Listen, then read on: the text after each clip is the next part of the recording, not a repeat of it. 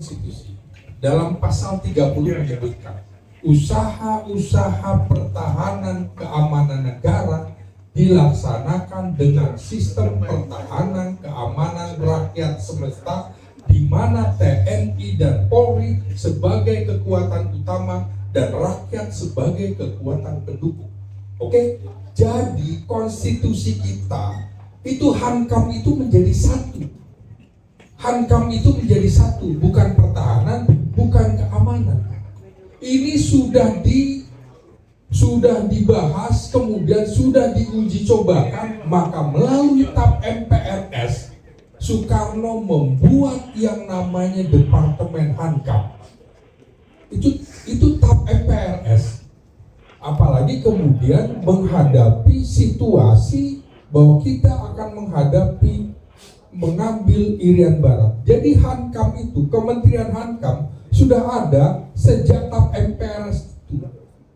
Jadi bukan berarti pertahanan ini yang salah dari bagaimana menerjemahkan di era reformasi. Pertahanan tugas TNI, keamanan tugas polisi, itu salah. Yang disebut keamanan di polisi adalah keamanan ketertiban masyarakat. Sementara keamanan itu ada yang disebut keamanan insani, keamanan keluarga, rumah Anda digembok, itu keamanan supaya maling tidak masuk. Keamanan masyarakat atau publik, nah disinilah polisi masuknya di situ. Kamtibmas, ada juga keamanan dalam negeri, ada keamanan nasional, ada keamanan negara. TNI bertugas untuk pertahanan dalam rangka keamanan nasional, keamanan negara. Kalau keamanan itu diterjemahkan fungsi untuk polisi, itu keliru. Polisi lagi-lagi keamanan ketertiban masyarakat. Karena ada keamanan dirgantara, keamanan maritim, keamanan cyber. Polisi cybernya itu adalah cyber crime, bukan cyber keseluruhan. Jadi seperti Kabak Intelkam itu keliru. Harusnya Kepala Badan Intelijen Keamanan Ketertiban Masyarakat. Kalau ini keamanan diterjemahkan milik polisi, semua dibenarkan. Badan Intelijen Negara nggak perlu. Badan Intelijen Strategis TNI nggak perlu. Semuanya. Jadi polisi bisa masuk semuanya. Karena itu teman-teman yang luput dari perhatian adalah sesungguhnya RUU Polri itu jauh lebih berbahaya daripada RUU TNI. Ini akan menjadi lembaga super body. Bayangkan misalnya ya, di dalam pasal 6 yang mengatur wilayah teritorial polisi ada misalnya kapal yang berbendera Indonesia di luar negeri pun ditangani polisi.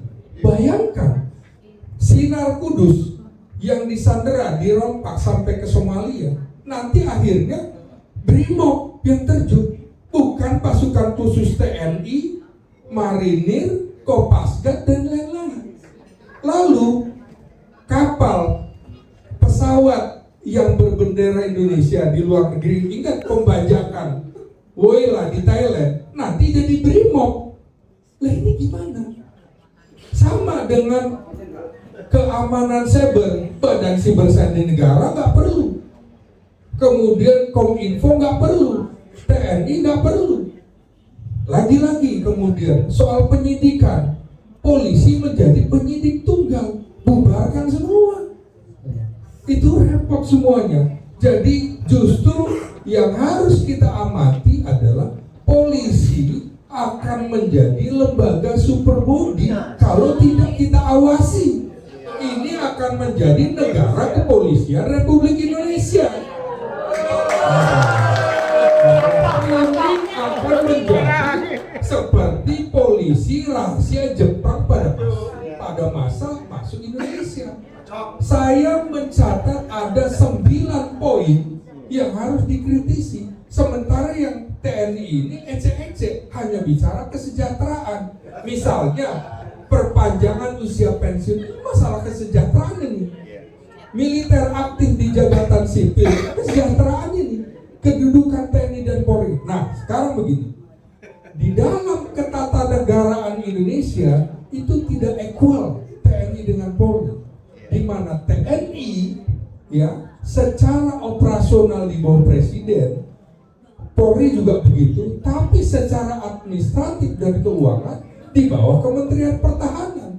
Sementara polisi tidak, dia bisa langsung minta duit ke Kementerian Keuangan. Sementara Mabes TNI, Mabesat, Mabesal, Mabesal harus lewat Kementerian Pertahanan. Nah ini Panglima TNI, Kasat, Kasal hanya sebagai kuasa pemegang anggaran. Pemegang anggarannya adalah Menteri Pertahanan.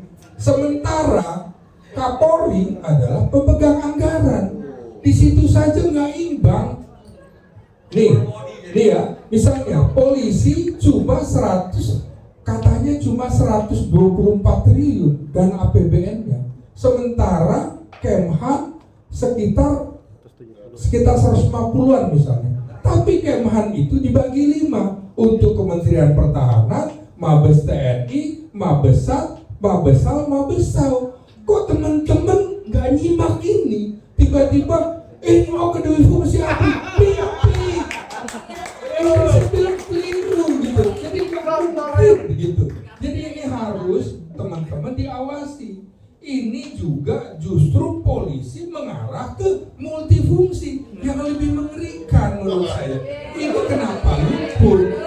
Nah, jadi ini sebagai catatan bicara masalah konstitusi ya. Dari tadi Bang Margarito mengingatkan kita bedah itu kalau perlu kita bahas secara khusus RUU Polri itu lebih fair menurut saya kemudian karena RUU TNI juga menurut saya masih ecek-ecek hanya bicara kesejahteraan, sementara geopolitik global Amerika dipimpin oleh Donald Trump sudah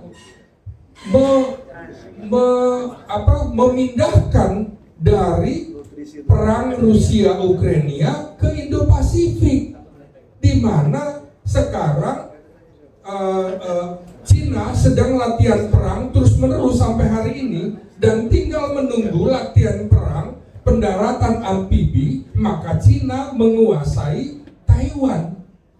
Jadi One China Policy, 300.000 warga Indonesia di Taiwan itu siapa yang mikirkan? Harusnya TNI mikirkan itu, bukan RUU-nya bicara yang ecek-ecek doang.